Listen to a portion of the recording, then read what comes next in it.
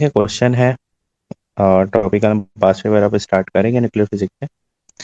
Strontium 9038 is a radioactive isotope which contains 38 proton and 58 neutron. And strontium 90 decay to form an isotope of deuterium by emitting beta particle. ठीक है, इसमें इन्होंने beta particle emit कर दिया। ठीक है, जब ये स्ट्रोंशियम 90 से वाइटेरियम में जब ये कन्वर्ट हुआ।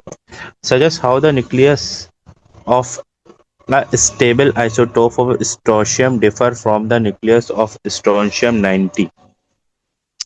कह रहे जो एक स्टेबल स्ट्रोंशियम था ना, ठीक है, ये वाला, ये इस वाले स्ट्रोंशियम 90 से डिफरेंट क्यों है? तो बेटा डिफरेंट ये है कि जब उसने बीटा उनके पार्टिकल इमिट न्यूट्रॉन करा है नंबर ना, चेंज होंगे। जी, तो उसके पास न्यूट्रॉन नंबर क्या हो गए हैं बेटा? ज्यादा आ गए। ठीक है, तो अब पहले हम इसे सजेशन देंगे कि क्या है बेटा। हम बोलेंगे रेडियो एक्टिव आइसोटोप्स, ग्रीन वाला दीजिए, व्हाइट वाला नहीं करता है ठीक है, राज भाई। हैव मोर पिछली बार तो अभी दो लीक किया। न्यूट्रॉन देन, किससे ज्यादा और न्यूट्रॉन है then the stable one.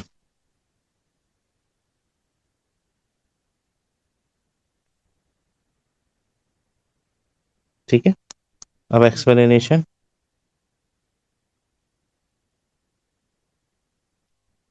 Neutron, ठीक है, लीड्स टू इनस्टेबिलिटी, जिसकी वजह से क्या हो जाएंगे बेटा? इनस्टेबिलिटी आ जाएगी। किसमें इनस्टेबिलिटी आ जाएगी बेटा? रेडियो एक्टिविटी में। रेडियो एक्टिविटी में। ठीक है, आसान क्वेश्चन था अभी तक। चले, अब तो वही है, डीके इक्वेशन आ गई। Complete the nucleoid equation for decay strontium 90 to yttrium. अच्छा, बीटा पार्टिकल इमिट हुआ है, हमें पता था बीटा में क्या होता है बेटा? प्रोटॉन -1 होता है और जो है मैस नंबर पर कोई भी फर्क नहीं पड़ता। तो ये 90 है, ये 90 एज इट इज आ जाएगा यहाँ पर, और यहाँ पर हम एक ऐड करके रख देते हैं तो इट विल बिकम 39। ठीक है, अब ये देखें कितना आसान था क्वेश्चन, कुछ भी नहीं करा हमने इसमें।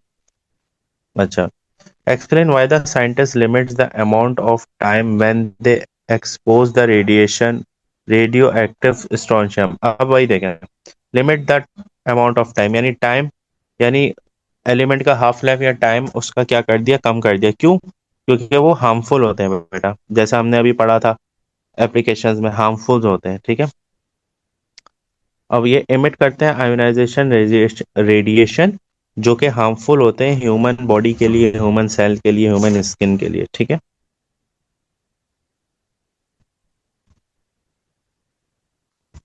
they emits ionizing radiation which is harmful, which is harmful to human cell।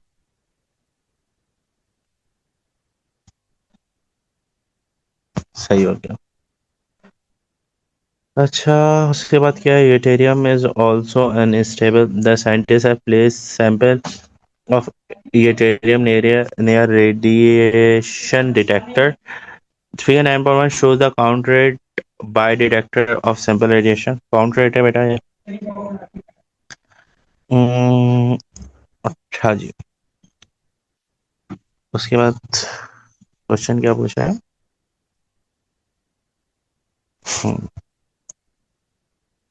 Figure 9.1 show the graph of count rate due to deuterium against time। Count rate है पर मिनट का और नीचे टाइम पर आवर्स में। Use figure 9.1 to determine the half life of deuterium। Show your work. deuterium की half life बतानी है, उसकी वर्किंग के साथ थोड़ा सा डेटा देखते हैं।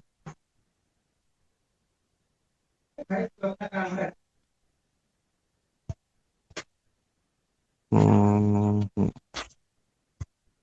ठीक है,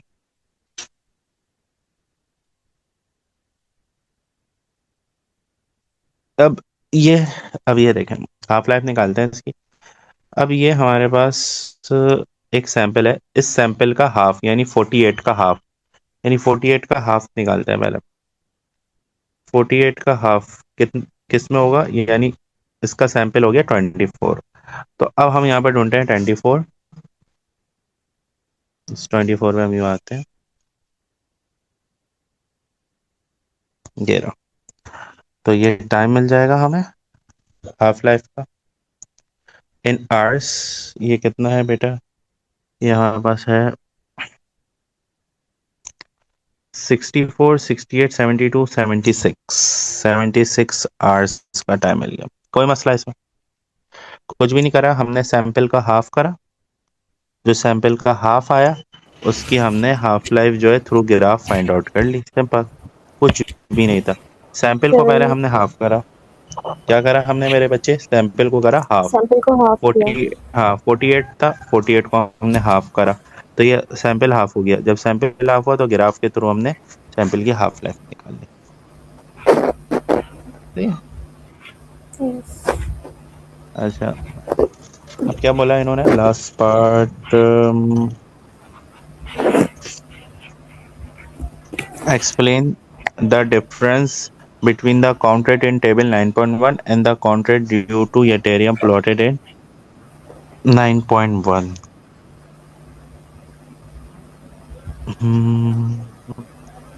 Ethereum included in 9.1 और count rate the table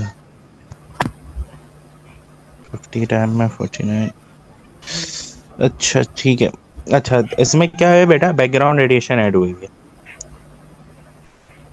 tables में, जो है ना बैकग्राउंड रेडिएशन ऐड हुई है, देखें ये देखें 68 काउंट वगैरह आ रहे हैं, स्टार्टिंग से ही इसमें वैल्यूज हैं। तो हमने देखा था अगर डिटेक्टर हमें सैंपल के सामने रखने से पहले ही स्टार्टिंग में वैल्यूज दिखा दे तो उसमें बैकग्राउंड काउंट क्या हुआ होता है बेटा, ऐड हुआ होता है।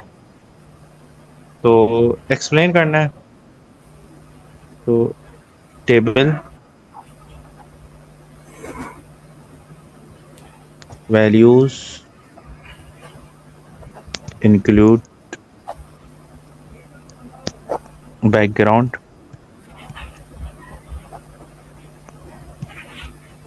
रेडिएशंस। टेबल में जो है वो बैकग्राउंड रेडिएशन क्या हुई है मेरे बच्चे, ऐड हुई। चलो नेक्स्ट क्वेश्चन, ये भी बेटा 2025 ही है, मई जून।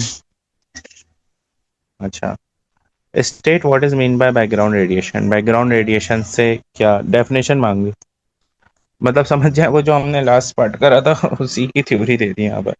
तो बैकग्राउंड रेडिएशन क्या होती है, अगर एनवायरनमेंट में कुछ भी रेडियो एक्टिव सब्सटेंस हमें मिलेगा तो वो क्या होता है बेटा हमारे पास, बैकग्राउंड रेडिएशन। ऐसा ही है, रेडिएशन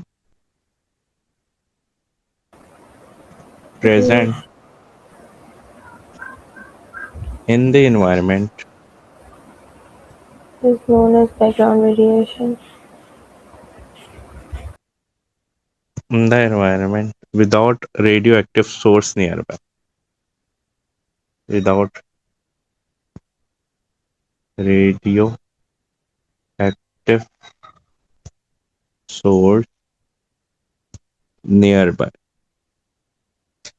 ठीक है, डेफिनेशन दी, simple simple. State one source that makes the significant contribution to the background radiation, यानी बैकग्राउंड रेडिएशन किस वजह से आती है, ये भी हमने पढ़ा था। कोई न्यूक्लियर प्लांट हो, ठीक है, कॉस्मिक रेज हो, ठीक है, कोई हिस्टोरिक न्यूक्लियर ब्लास्ट हो, तो cosmic rays, nuclear plant near by, कोई भी न्यूक्लियर प्लांट हो करीब करीब में। अच्छा भाई, या कोई न्यूक्लियर वेस्ट हो, ये भी लिख सकते हैं, खैर हमने दो लिख लिए काफी है।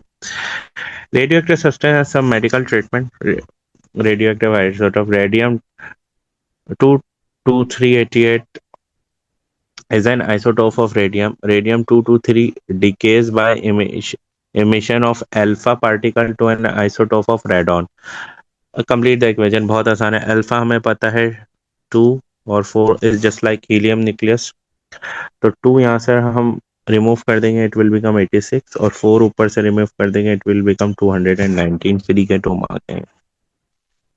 ठीक है, ऐसे क्वेश्चन आ जाएगा, क्या ही मजा आ जाएगा. Radium 223 is injected into a body to treatment the specific organ. Explain why the source must have inside the body. कह रहे रेडियो एक्टिव सब्सटेंस हम इनसाइड द बॉडी ही क्यों ट्रीटमेंट कर रहे हैं.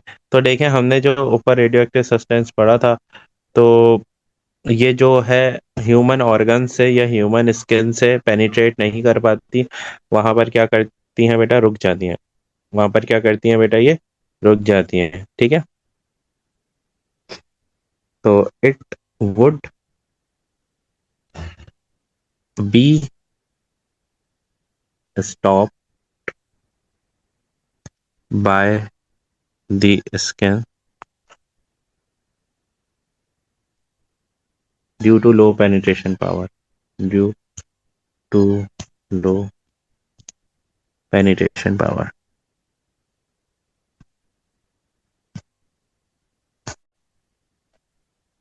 ठीक हो गया. Next one. An isotope of technetium is injected into a body to detect the cancer in the organ. The half-life of isotope is 6 hours and it decays by emitting gamma radiation. ठीक है, half life 6 hours है और gamma radiation इसमें से emit हो रही है. Explain why the source of gamma radiation is used. Gamma radiation क्यों यूज हो रही है बेटा? gamma radiation इसलिए यूज हो रही है क्योंकि उसकी penetration एनर्जी ज्यादा होती है. एक तो ये चीज हो गई. ठीक है, it has high penetrating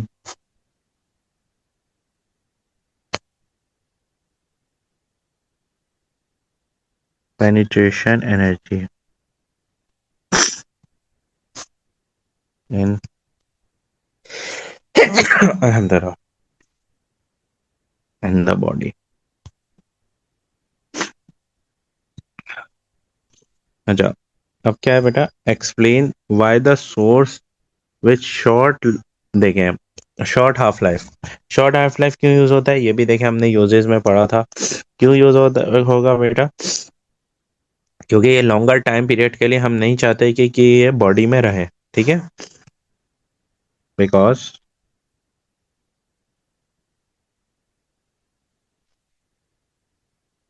it doesn't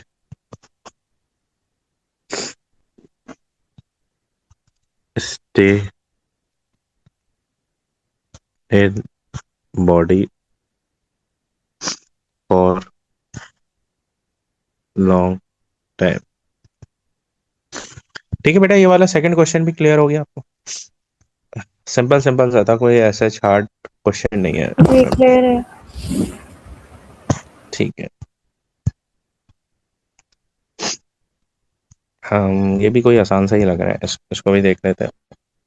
half life हमने इससे पहले कर लिया था, ये कर लिया, तो अप्रोक्स हो गए हमारे सारे क्वेश्चन. इसके बाद हम प्रैक्टिस करेंगे. Define the half life of radio active source. Radio active source की हाफ लाइफ डिफाइन करें, यानी हाफ लाइफ की डेफिनेशन पूछ ली. हाफ लाइफ क्या होता है? वो टाइम जिसमें कोई भी रेडियो एक्टिव सब्सटेंस अपनी इनिशियल वैल्यू का हाफ हो जाए, इसे हम बोलते हैं हाफ लाइफ. ठीक है, time taken for half of the radioactive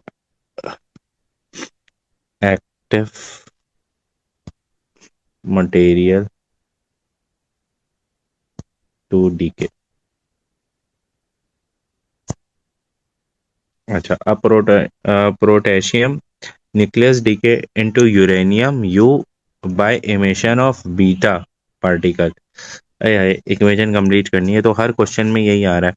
तो यूरेनियम लगाएंगे और उसके साथ हम बीटा पार्टिकल है, तो बीटा में बेटा 1 माइनस होता है और मैस नंबर सेम होता है, तो यहाँ पर 1 ऐड हो जाएगा और mass number as it is रहेगा 234। ठीक है। अच्छा, state the change occurs in the nucleus during decay. कह रहा है डीके में क्या चेंज हो रहा है कि 1 न्यूट्रॉन का चेंज हो रहा है। भाई बीटा में क्या होता है, न्यूट्रॉन का ही चेंज होता है ना, 1 न्यूट्रॉन का चेंज हो रहा है। ठीक है, तो यही लिख देंगे 1 neutron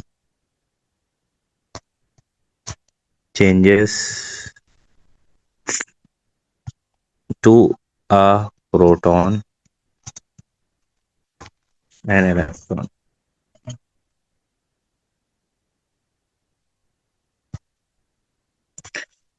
A different element decay by emission of an alpha particle. Give two reasons why alpha particle is more strongly ionization than beta particle.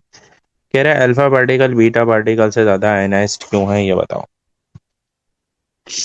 तो बेटा अल्फा पार्टिकल का चार्ज ज्यादा होता है, अल्फा पार्टिकल की काइनेटिक एनर्जी ज्यादा होती है, एंड अल्फा पार्टिकल का मास ज्यादा होता है। सिंपल, कुछ भी लिख देते हैं। Alpha particle have greater charge, alpha particle have greater kinetic energy. Alpha particle have greater kinetic energy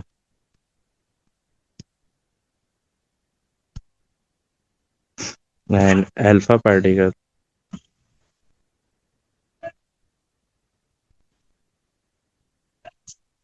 have a greater charge।